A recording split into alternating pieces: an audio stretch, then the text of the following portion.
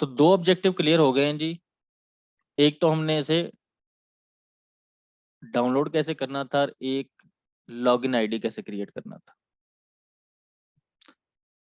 आपने भी ऐसे ही करना है। अब तीसरा जो ऑब्जेक्टिव है वो ये है कि हमने इसे चलाना है, चला के देखना है। तो कैसे चलाएं भाई? तो एक तो तरीका ये है कि जैसे हम विंडोज इंस्टॉल करते हैं अपने कंप्यूटर में, इसी तरीके से इसको भी इंस्टॉल करें। अब जब इसे इंस्टॉल करेंगे तो आपके लैपटॉप में या डेस्कटॉप में जो कुछ पहले वो तो खत्म हो जाएगा। अच्छा, अब ये जो मैं बात कह रहा हूँ कि सब कुछ खत्म हो जाएगा, तो ऐसा नहीं है। लेकिन एक आम यूजर के तौर पे सोचें तो सब कुछ खत्म हो जाएगा। यानी कि पुराना सिस्टम खत्म हो जाएगा, पुराना ऑपरेटिंग सिस्टम। डेटा तो पड़ा रहेगा, जाहिर है, आपने सोच समझ के डेटा या डेटा का बैकअप ले लेंगे आप। अब क्वेश्चन ये है कि अगर आप विंडोज पे काम कर रहे हैं तो आपको डेली बेस पे कभी विंडोज की जरूरत पड़ेगी, तो फिर क्या हर रोज विंडोज इंस्टॉल किया करेंगे या कभी इसको इंस्टॉल किया करेंगे? फिर दूसरा तरीका ये है कि आप एक और लैपटॉप ले लो, उस पर ये वाला इंस्टॉल कर लो। अब प्रॉब्लम ये है कि आप तो सीख रहे हैं, इसमें प्रॉब्लम आएंगे कि हर रोज कैसे इंस्टॉल किया करेंगे, तो प्रॉब्लम। तो कुछ लोग क्या करते हैं, वो यूज ही इस ऑपरेटिंग सिस्टम को करते हैं, वो विंडोज को यूज ही नहीं करते। इसका ऑफिस भी अपना है। जैसे हम ये यूज कर रहे हैं, तो अगर मैं यहाँ पे दिखाऊं आपको, मे बी ये देखें, इसका ऑफिस भी अपना है। अगर आपको जैसे MS वर्ड हम यूज करते हैं माइक्रोसॉफ्ट में, इसी तरीके से ये इनका, आप समझ लें कि इनका MS वर्ड है। ये सारे काम वही कर सकते हो, सारी वही ऑप्शंस हैं, बल्कि शायद उससे भी ज्यादा हूँ इसमें। ये सारा कुछ ऐसे ही होगा। तो थोड़ा सा दिखने का इंटरफेस चेंज है। इसी तरीके से आपने एक्सेल इंस्टॉल करना है, या एक्सेल चाहिए आपको, काम करना है एक्सेल का, तो ये एक्सेल है इनका।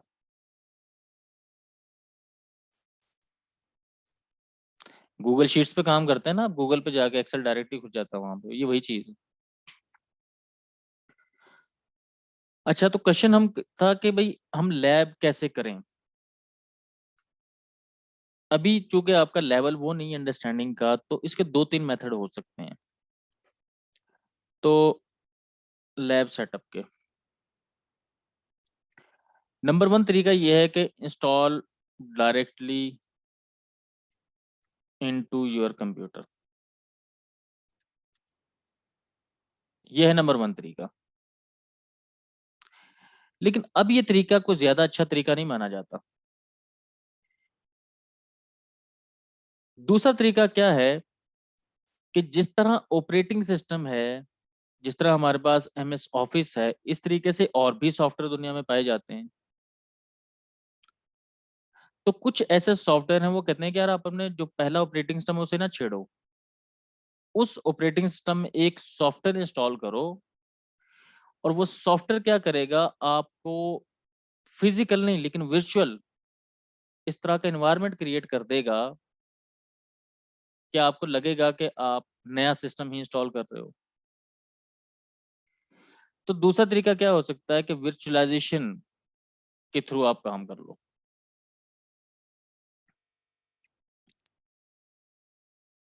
मैं स्पेल ठीक लिख रहा हूँ? वर्चुअलाइजेशन का मेथड यूज कर लो। तीसरा तरीका ये है कि आप वर्चुअलाइजेशन ना करो, बल्कि क्लाउड पे सेटअप कर लो VM, क्लाउड यूज कर लो। तो तीन मेथड है। सिर्फ पहला जो मेथड है वो आपके लिए ट्रबल करेगा, जहां पे आपको फिजिकल कंप्यूटर की जरूरत पड़ेगी। जो दूसरा मेथड है, इसमें भी जरूरत नहीं पड़ेगी और तीसरे में भी जरूरत नहीं पड़ेगी। तो जब हम 3 से 4 या 5 सेशन इस जब सर्टिफिकेशन को कर लेंगे, तो हमें आइडिया हो जाएगा, अच्छा क्लाउड पे भी इंस्टॉल किया जा सकता है, या कोई वर्चुअलाइजेशन के सॉफ्टवेयर भी होते हैं, तो होते हैं। हम करंट केस में अभी चूंकि हम बहुत इनिशियल लेवल पे हैं, तो मैं नहीं चाहता कि बहुत उस चीज को पढ़ाऊं जो अभी आपको बिल्कुल समझ नहीं आएगी। तो हम अज्यूम करते हैं, लेट्स गो विद, बल्कि इस लाइन को मैं यहाँ से रिमूव कर देता हूँ ताकि सीक्वेंस बना रहे। वर्चुअलाइजेशन।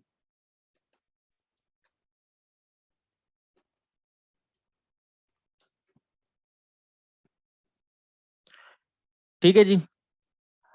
अब जिस तरह मुख्तलिफ कंपनियां या मुख्तलिफ कंपनीज हैं,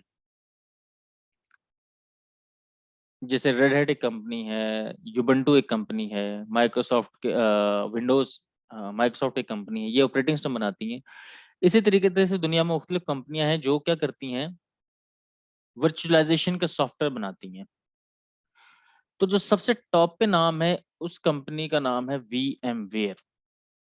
may be you heard about that. तो सबसे पहला जो टॉप पे नाम आता है इसका। उसके बाद VMware के बाद एक और कंपनी है जिसका नाम है माइक्रोसॉफ्ट।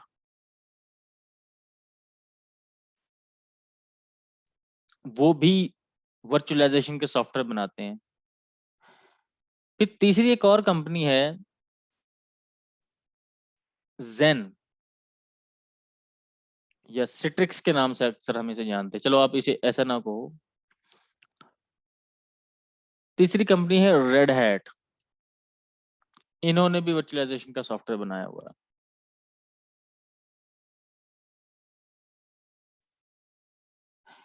तो अब अगला सवाल ये है कि अच्छा, क्लाउड वाले क्या करते हैं, वो भी इन्हीं में से कोई एक सॉफ्टवेयर यूज कर रहे होते हैं।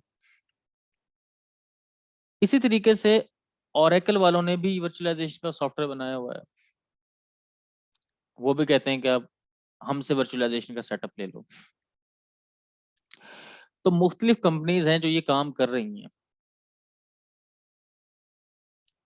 अच्छा, तो VMware ने कहा कि यार हमने ना एक काम किया है,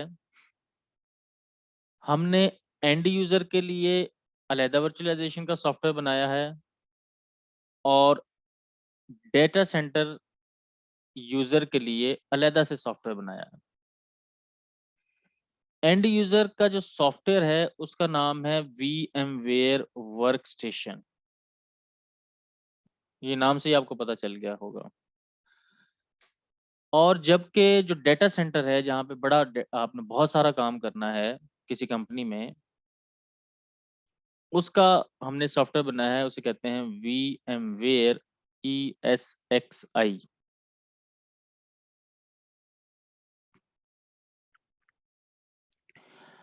अच्छा, VMware जो वर्कस्टेशन है ये विंडोज पे चल जाता है। जैसे ये मेरे पास विंडोज 10 इंस्टॉल्ड है जिस पे मैं काम कर रहा हूँ। तो अब एक तरीका ये है कि आपने पहले से विंडोज इंस्टॉल की हो, इसमें VMware का वर्कस्टेशन का सॉफ्टवेयर इंस्टॉल किया और उसके अंदर अपनी लैब बना ली। अब ये जो VMware ESXi है, ये विंडोज पे इंस्टॉल नहीं होता, बल्कि डायरेक्टली जिस तरह हम विंडोज कंप्यूटर में इंस्टॉल कर लेते हैं, ये भी इसी तरीके से डायरेक्टली इंस्टॉल होता है। लेकिन इसका इंटरफेस थोड़ा सा डिफरेंट है।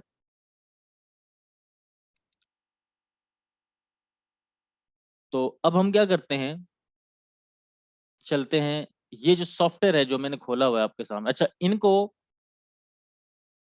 ये जो दोनों है सॉफ्टवेयर, अगर आपका VMware वर्कस्टेशन हो,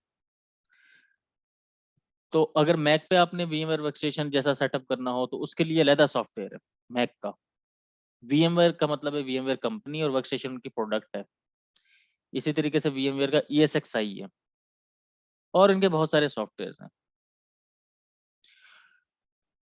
माइक्रोसॉफ्ट के बारे में अगर बात करेंगे तो इनका है एंड यूजर और डेटा सेंटर के लिए एक ही है, उसे कहते हैं हाइपर वी, माइक हाइपर वाइजर या हाइपर वी। रेड हैट के केस में एंड यूजर का और एंड यूजर के लिए जो है उसे कहते हैं KVM। अब चूंकि ये रेड हैट और ओरेकल ओपन सोर्स हैं तो ये भी KVM को ही यूज करते हैं। ओरेकल का एक और सॉफ्टवेयर भी है जिसे कहते हैं ओरेकल वर्चुअल बॉक्स, और ये फ्री ऑफ कॉस्ट है।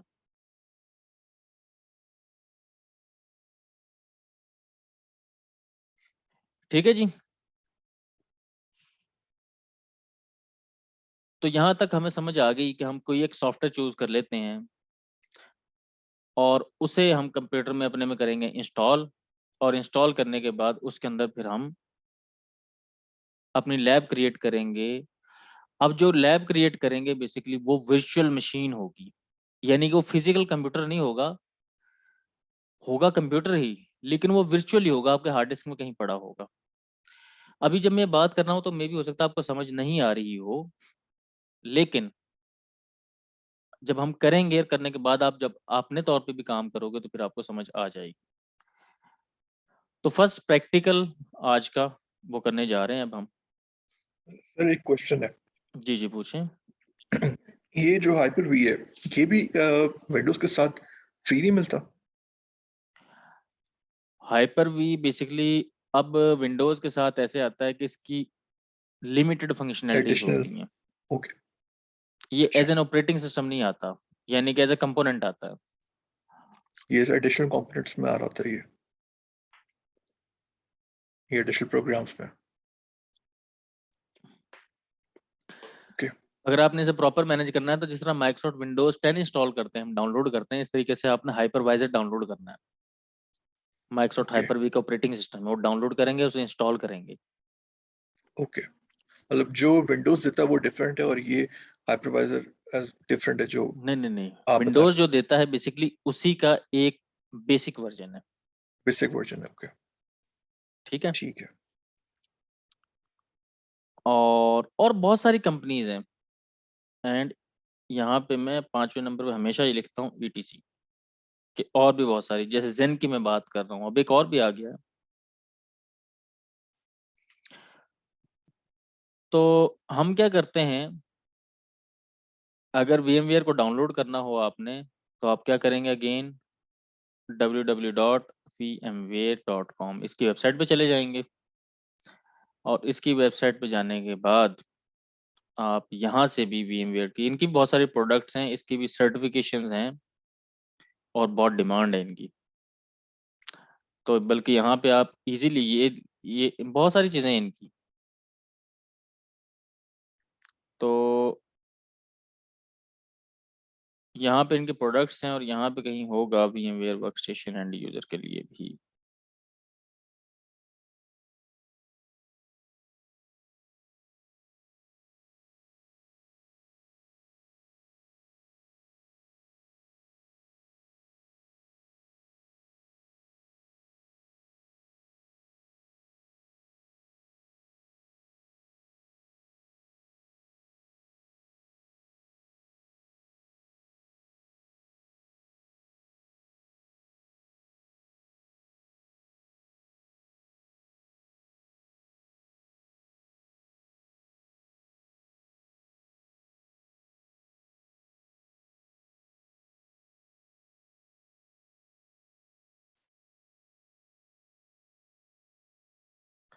चलो नहीं मिलता तो हम इजीली कर सकते हैं, डाउनलोड VMware वर्कस्टेशन, और ये खुद ही VMware की वेबसाइट पे ले जाएगा। और इसका ये क्या कह रहा है जी, अच्छा इसने लैंग्वेज ही चेंज कर दी है, मुझे चाहिए इंग्लिश यहाँ, सॉरी सॉरी।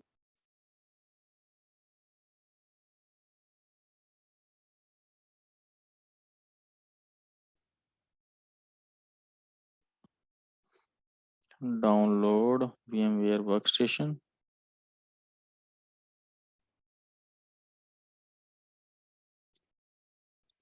ये रहा।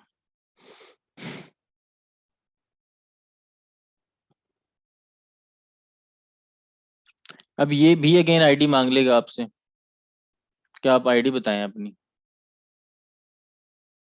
ये देखें अभी VMware वर्कस्टेशन प्रो चल रहा है, और इसका वर्जन है 16.0, अभी लेटेस्ट 16 चल रहा है।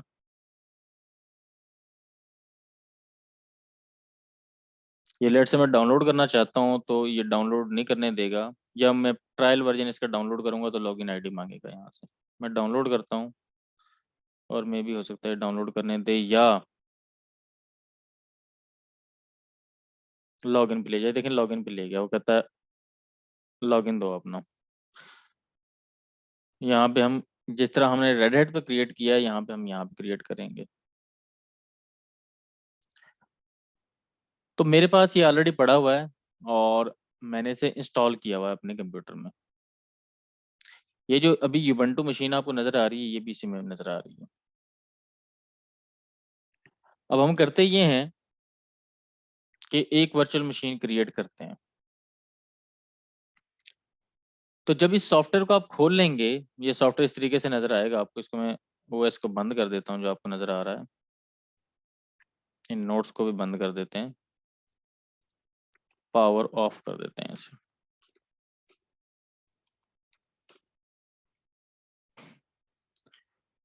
ये मैंने बंद कर दिया और यहाँ पे व्यू में जाके मैंने इसकी जो बार है लाइब्रेरी ये हाइड की हुई थी, इसको मैं शो करवा देता हूँ।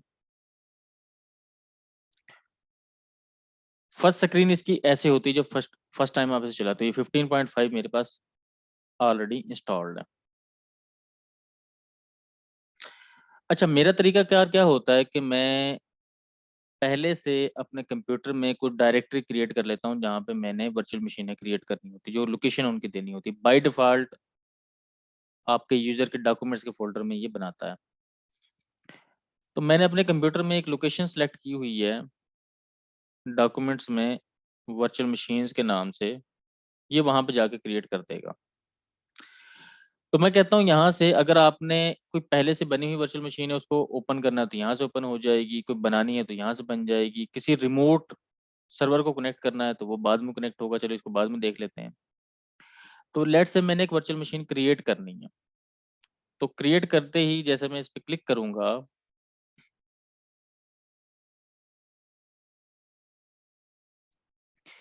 क्लिक करने के बाद वो पूछेगा यार आप बताओ कि आप क्या करना चाह रहे हो।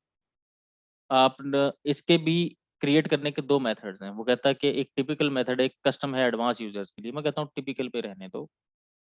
नेक्स्ट किया। वो कहता है बताओ कि आपकी डीवीडी कहाँ है, कहाँ से इंस्टॉल करना है आपने, किसी डिस्क से करना है या कोई आईएसओ इमेज है। जैसे हम क्या कर रहे थे, डाउनलोड कर रहे थे आईएसओ इमेज। ये मेरे पास मुख्तलिफ आईएसओ इमेजेस पड़े हुए हैं। तो यहाँ पे मेरे पास रेड हैट की एक ऑप्शन है और यहाँ पे रेड हैट का फोल्डर मैंने बनाया हुआ है, अपने पास सॉफ्टवेयर रखे हुए डाउनलोड करके। और ये देखें 8.0 भी मेरे पास अवेलेबल। मैंने यहाँ पे लिखा ओरिजिनल फ्रॉम आरएचएल, यानी कि मैंने आरएचएल की वेबसाइट से, रेड हैट की वेबसाइट से डाउनलोड किया है इसे। इसको मैं सिलेक्ट कर लेता हूँ। जैसे ही मैं सिलेक्ट करूंगा, नेक्स्ट करूंगा, तो ये ना मुझसे यूजर नेम पासवर्ड पूछना शुरू कर देता है। तो मैं इससे बचत करने के लिए क्या करता हूँ, मैं कहता हूँ मैं बाद में बताऊंगा कि मैंने ऑपरेटिंग सिस्टम किस जगह से पिक करना है। फिलहाल तुम मेरे लिए इन्वायरमेंट क्रिएट करो। नेक्स्ट किया। नेक्स्ट करने के बाद वो फिर ऑप्शन पूछेगा कि आपके पास कौन सा ऑपरेटिंग सिस्टम है। माइक्रोसॉफ्ट विंडोज का है तो ये सारे माइक्रोसॉफ्ट के लिस्ट आ रही है, जो जो माइक्रोसॉफ्ट के ऑपरेटिंग सिस्टम होते हैं। लिनक्स का है तो लिनक्स में ये लिनक्स की बहुत बड़ी लिस्ट आ रही है यहाँ पे, लंबी चौड़ी। तो मुझे लिनक्स में से चूज करना है रेड हैट लिनक्स को। और किस वर्जन को, 8 को। अगर आपके पास सम टाइम होता क्या है कि पुराना वर्जन है VMware का, ऑपरेटिंग सिस्टम बाद में आया, तो ये अगर लिस्ट में नहीं आ रहा तो आप यहाँ से कोई पुराना भी चूज कर सकते हो, जैसे 7 या 6 है।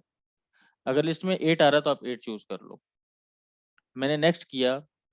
अब वो पूछ रहा है कि जो आपने कंप्यूटर बनाना है उसका नाम क्या रखना है। मैंने कहा कि मैं उसका नाम रखूंगा RHEL 80, यानी कि 8.0। और इसका नाम रख देते हैं लेट से ओरानेट।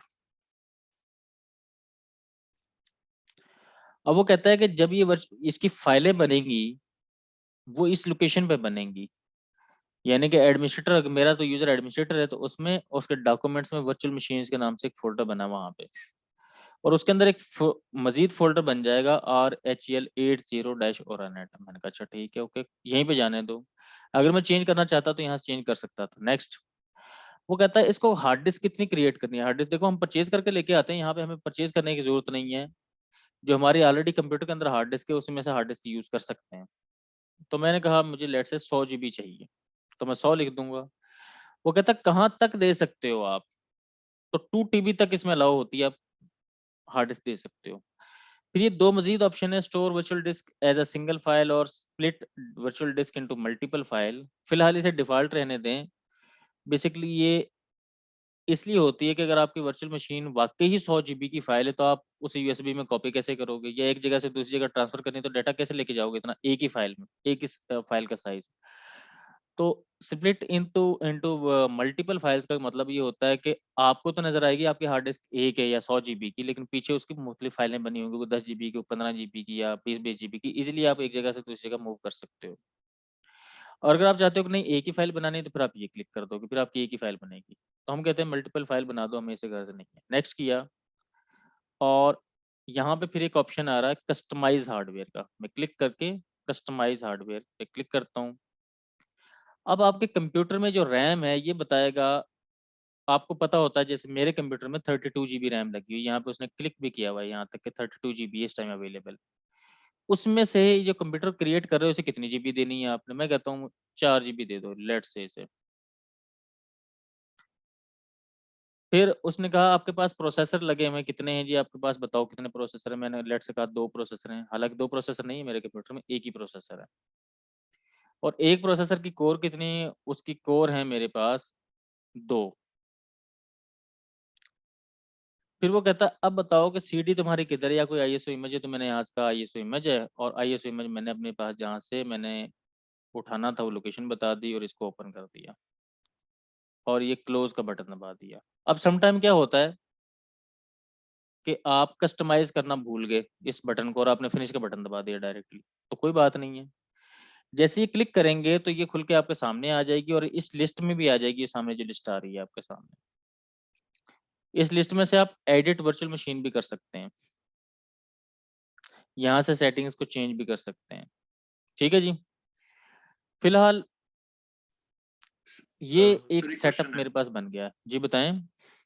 ये जब आप एडिट करते हैं तो इसमें आप हार्ड डिस्क कैसे चेंज कर सकते हैं उसकी स्पेस? हार्ड डिस्क आपने ऐसे चेंज करनी है कि इस पे क्लिक करें आप कहते हैं आपने कुछ ज़्यादा इसको एक्सपैंड देखें एक्सपैंड डिस्क कैपेसिटी, ओके, तो आप 100 ठीक, जीबी के बजाय ज़्यादा कर दें।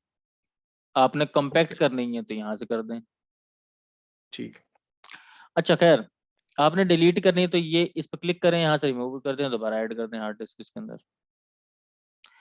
अभी हो सकता है शायद आपको आपको तो नहीं लेकिन समरा को हो सकता है कि थोड़ा इश्यू हो इसमें। उसे ये उसके लिए बिल्कुल चीज़ नहीं है अभी। तो ख़ैर मैं इस वर्चुअल मशीन को ऐसे ही ऑन कर देता हूँ जैसे कि हम अपने नॉर्मल कंप्यूटर को ऑन करते हैं। पावर ऑन का बटन जैसे हमने कंप्यूटर का दबा दिया तो ये दब जाएगा, चल पड़ेगा। तो आप इस तरह से ये सॉफ्टवेयर मैं आपको शेयर कर दूँगा और या आप ट्रायल वर्ज़न वहाँ से वेबसाइट से डाउनलोड करके भी इसको यूज़ कर सकते हो या ओरेकल का वर्चुअल बॉक्स भी डाउनलोड करके यूज़ कर सकते हो। लेकिन आपने कोई एक ही डाउन या वीएमवेयर इंस्टॉल करना है या आपने ओरेकल का वर्चुअल बॉक्स डाउनलोड करना है। दोनों में से कोई एक हाइपरवाइज़र चलेगा, दोनों नहीं चलेंगे सेम टाइम में। दोनों चल सकते हैं लेकिन फिर एक आपको कॉन्फ़िगरेशंस करनी पड़ेंगी जो अभी आप नहीं कर सकते। ख़ैर, यहाँ तक तो ये लैब सेटअप आपका हो गया। यानी कि आपने आईएसओ डाउनलोड भी कर लिया, आपने अपना कंप्यूटर तैयार कर दिया। अब तीसरा स्टेप है इंस्टॉलेशन का।